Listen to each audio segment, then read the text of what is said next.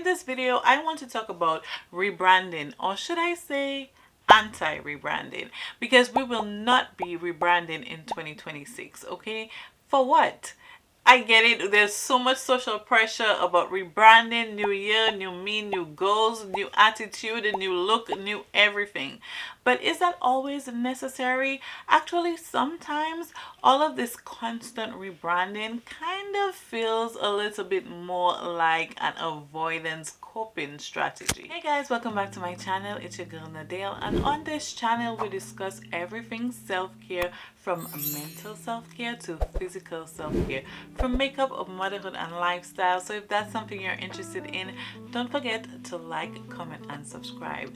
So it's 2026. Happy New Year. This is my first video for the new year, and in this video I would like to discuss refining the things that worked in the previous year and making them a little bit better. Although a rebranding might feel a little bit like an emotional relief, you don't want to throw all your hard work away, because things that we have already done, it creates data that we can track, data that we can look at and see what could we be better at. So instead of focusing on all of the goals that we didn't meet, we should probably be focusing on all of the goals that we actually did meet. So I encourage you, take a look at the previous year, see the things that worked for you, see why they worked for you, and see what you can do to make them better. Sometimes that may look like maybe planning better, setting better boundaries, making clearer goals, having better systems, or just being more consistent.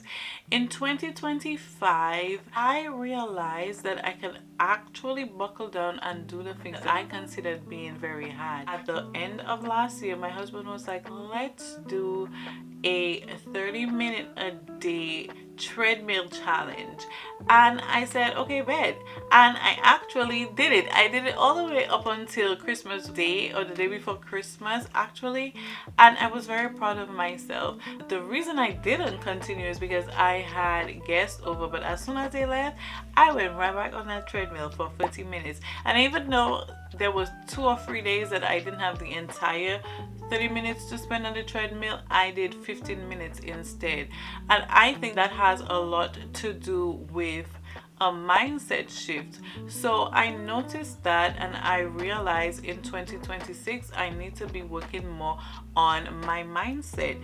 And also I recognize that I prefer to do the treadmill at night instead of in the morning when I have the baby with me. I also noticed that I prefer listening to podcasts or talking on the phone instead of listening to music while I'm on the treadmill.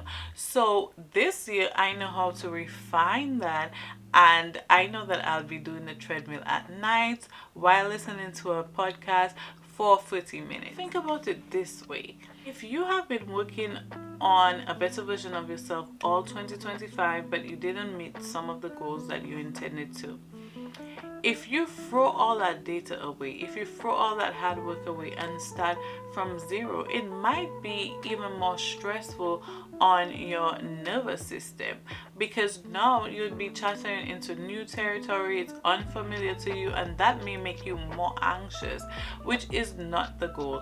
The goal is to become better versions of ourselves in 2026.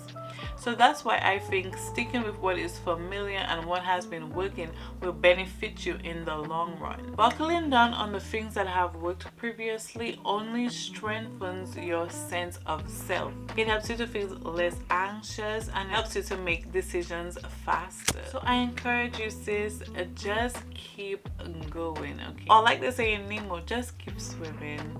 Okay, sometimes you're closer to your goals than you actually realize. I hope that this video encourages you to not do a complete restart, but to actually refine everything that has been working. I wish you the best of luck, and I will be with you on this growth journey. See you again soon in my next upload.